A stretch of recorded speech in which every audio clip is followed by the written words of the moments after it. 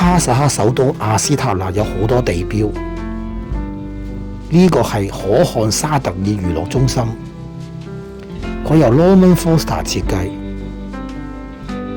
係世界上最大嘅帳篷型建築。佢有購物商場，亦都有兒童室內主題公園，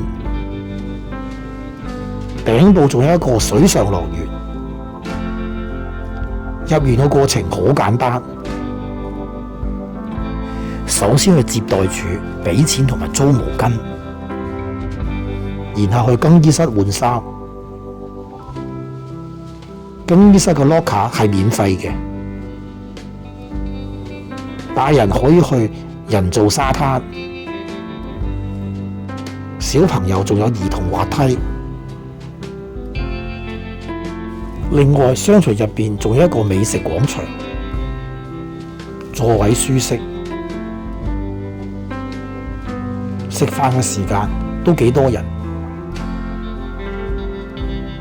我先去睇卡巴，嗰度嘅串燒真係幾好味。然之後再試一間本地嘅食肆。牛肉飯同埋肉包都唔錯，跟住去另一間食肆睇睇，叫咗份披薩，最後去咗間俄式嘅餐廳，試埋嗰啲叫做俄式嘅雲吞，咁結束咗呢一日嘅行程。